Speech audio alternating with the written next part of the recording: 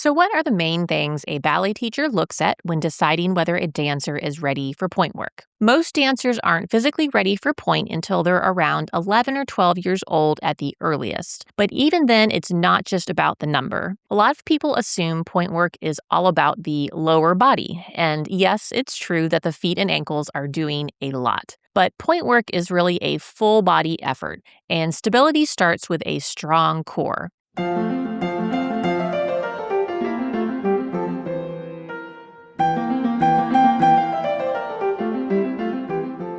Welcome to the Ballet Science Podcast, where we bring science into the studio to help dancers of all ages and abilities give their best performance both on stage and off, and reveal how the science of ballet is beneficial for everyone who moves. I'm Caroline Simpkins, a former ballerina turned researcher, and today's episode finishes up a short series talking about one of the biggest questions ballet teachers hear all the time. When am I ready for pointe? In last week's episode, we explored what the current scientific research has to say about ballet and when dancers might be ready to go on pointe. Today, I'm shifting gears a bit and sharing my personal perspective on pointe readiness, drawing from years of experience as a ballet teacher and blending that with my scientific background to give a more holistic view. I've spent thousands of hours in pointe shoes myself, both as a student and as a professional ballerina, and I've taught pre-pointe and pointe classes for many years. So what I'll be sharing today comes from personal experience, hands-on teaching,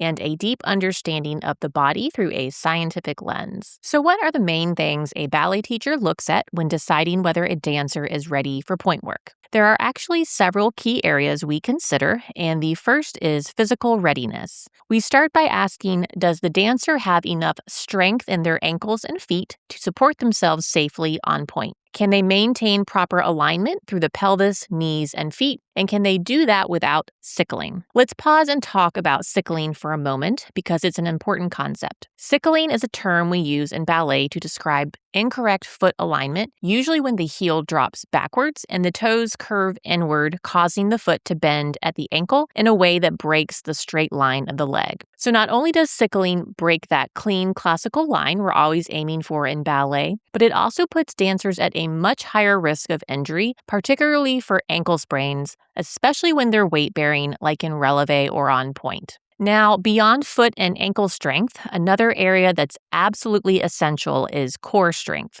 A lot of people assume pointe work is all about the lower body, and yes, it's true that the feet and ankles are doing a lot. But pointe work is really a full body effort, and stability starts with a strong core. And when I say core, I'm talking about the abdominals, obliques, back muscles, and even those deep pelvic stabilizers. All of these muscles work together to keep a dancer upright, balanced, and centered, especially when transitioning in and out of movements or balancing on pointe. Without core support, dancers often end up collapsing down into their lower back, overusing their thighs, or losing alignment through their hips. And all that extra strain ends up in the feet and the ankles. And speaking of feet, ankle mobility is the next piece of the puzzle. To rise fully on pointe, a dancer needs enough range of motion in their ankles, particularly in plantar flexion. That's the motion of pointing the foot down. We're looking for a beautiful continuous line from the top of the leg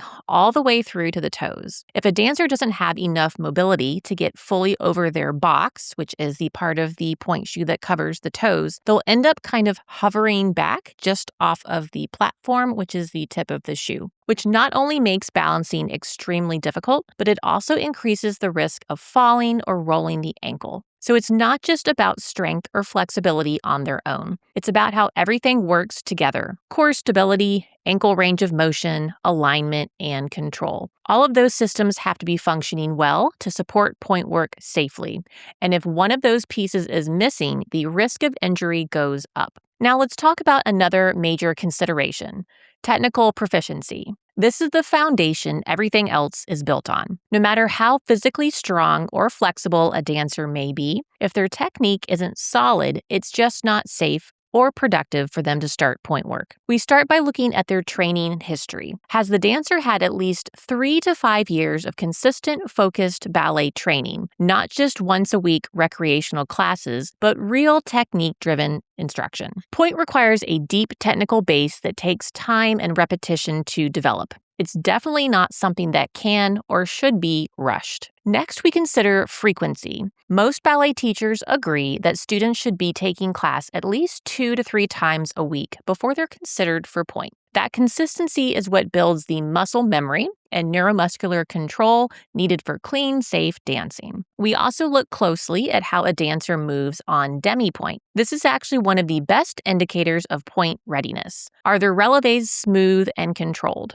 Can they rise and lower with stability and proper alignment? Or do they wobble, roll through the feet unevenly, or collapse into their arches? These little details tell us a lot, not just about the feet, but about full body coordination and control. And of course, we have to take age and physical development into account. Most dancers aren't physically ready for point until they're around 11 or 12 years old at the earliest. But even then, it's not just about the number. We also need to consider where they are in their growth process. If point work begins before the bones in the feet, especially the growth plates, are mature, there's a much higher risk for serious injury. I'm talking about things like stress fractures, joint issues, chronic pain, or even long-term structural damage to the foot. So this part of the decision really has to be made with care and sometimes input from a medical professional. Finally, and this is a piece that's often overlooked, we have to ask, is the dancer emotionally ready for point? Are they mature enough to handle the responsibility that comes with it? Are they focused and consistent in class? Do they take corrections seriously?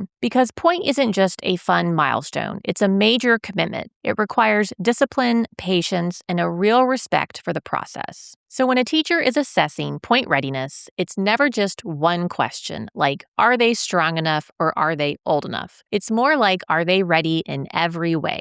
Physically, technically, emotionally, developmentally. It's a big decision and it's deeply personal to each dancer. That's why there's no one-size-fits-all answer. Point readiness is really about the whole picture. And when it all comes together, it's such a rewarding moment for both the dancer and the teacher. Let's imagine a student has just been cleared to begin point work. One of the very first milestones on that journey is getting fit for their first pair of point shoes. And unlike buying everyday shoes, this process is detailed, personalized, and very important. Point shoes are not one size fits all. They need to be carefully matched to a dancer's foot shape, strength, flexibility, and alignment. That's why it's so important to work with a professional fitter, someone who understands both the structure of the foot and the technical demands of ballet. Ideally, the dancer's ballet or point teacher will also attend the fitting, especially for that very first pair. But many experienced fitters are highly trusted by teachers and can handle the process with great care and accuracy. During a point shoe fitting, dancers can expect to try on several different point shoes while the fitter evaluates things like toe length, arch flexibility, foot width, and how the dancer moves through releve. The goal is to find a shoe that provides support, allows the dancer to fully get over the box, and maintains proper alignment through the ankle and lower leg. It's rarely a quick process. It takes time, trial and error, and often input from both the teacher and the fitter. And of course, this is also a big emotional moment. Getting your first pair of point shoes is a rite of passage. It's exciting, sometimes a little intimidating, and definitely something to be proud of. A well-fitted point shoe is the foundation for safe, confident point work, and this step deserves the time and attention it needs. Now we're going to shift gears and talk about what the early stages of point training look like, but don't worry, I'll be dedicating an entire episode soon to point shoe anatomy and the full fitting process. So what should the primary goals be for a student during their first year on point? That's such an important question, and honestly, I think it's one that doesn't get asked enough. A lot of dancers are so excited to finally get their pointe shoes, and rightfully so, that it's easy to get caught up in the excitement and overlook what that first year is really about. In my opinion, the first year on pointe is all about laying the groundwork. It's not about pirouettes or big across the floor combinations on pointe. It's about building strength, refining alignment, and developing the specific coordination and control needed to dance safely and confidently in pointe shoes. One of the biggest goals should be learning how to articulate through the shoe. Pointe shoes are much harder and less forgiving than flat shoes, so students need to learn how to roll up and down through Demi-Pointe with control, how to rise onto the platform without sickling, and how to maintain turnout from the hips even while balancing on a very tiny surface area. Another huge focus is strengthening the muscles of the feet and the ankles. Pointe work is incredibly demanding, and those muscles need some time to adapt. Exercises at the bar like releves, échappés, simple rises up and down should be repeated often to build endurance and stability. It's also about building awareness, how the body feels and moves in the shoes, how weight is distributed, and how to correct imbalances before they become bad habits. Students are essentially learning a whole new instrument, the pointe shoe. And that takes time, patience, and lots of repetition. So the goal for the first year really isn't about tricks. It's about foundation.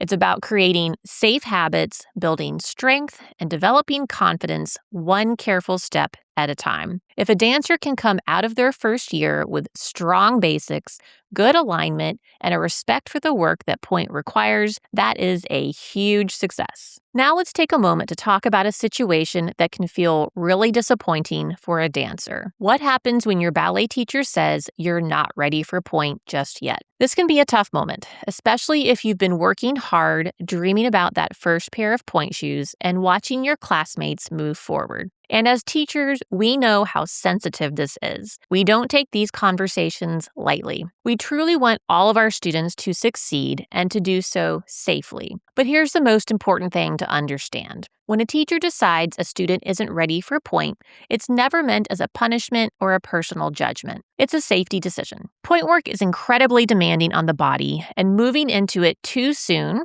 before a dancer has the strength, technique, or physical maturity to support it, can lead to real injuries. We're talking about things like sprained ankles, stress fractures, or long-term damage to the feet and the joints. As teachers, our number one job is to protect your long-term well-being, not just to get you into pointe shoes as quickly as possible. In fact, holding a dancer back is often one of the hardest decisions we have to make because we do see your effort, your excitement, and how much it means to you. But we're also looking at the full picture: your technique, strength, control, consistency, and even your emotional readiness. And sometimes it's just a matter of timing. You might be just a few months or a few key technical improvements away from being ready. So if this is something you've experienced or might experience in the future, please know it's not the end of the road. It's a pause, not a stop. The work you do in that extra time, building strength, refining your technique, and developing confidence, isn't holding you back.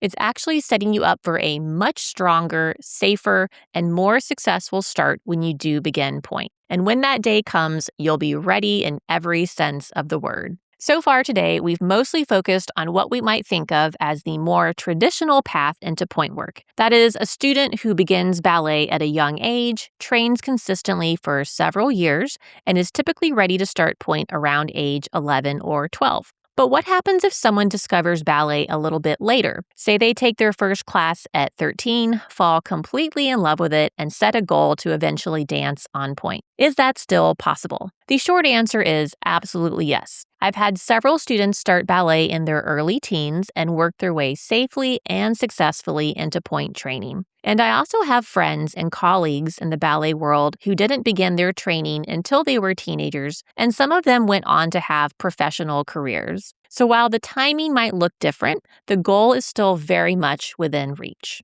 The process we've discussed today, building foundational strength, developing clean technique, training consistently several times a week, and working closely with your teacher, applies no matter your age. The difference is simply the timeline. Instead of aiming for point readiness at 11 or 12, a dancer who starts later will go through the same steps, but on a slightly adjusted schedule. And in some ways, older beginners bring strengths of their own. More maturity, focus, and self-awareness, which can really support the training process. So if you're someone who started ballet a bit later, please don't feel discouraged. Your journey may look different, but that doesn't make it any less valid or any less exciting. Before we wrap up, I want to take a moment to speak directly to the parents of dance students who may be listening. Whether you're driving your dancer to class every day, helping them sew ribbons onto their shoes, or just learning the world of ballet alongside them. We've spent a lot of time today talking about the dynamic between ballet students and teachers when it comes to assessing point readiness. But parents also play a really important collaborative role in this process. In fact, your support can make all the difference. Teachers are looking at things like physical development, strength, and technical skill. But you, as the parent, often have a unique view of your child's habits, mindset, and readiness outside of the studio, things we teachers don't always get to see. How is your dancer managing the emotional side of training? Are they showing the consistency, patience, and focus that point work requires? Are they recovering well between classes? These observations matter, and sharing them with your child's teacher can help create a fuller picture of where your dancer is in their journey.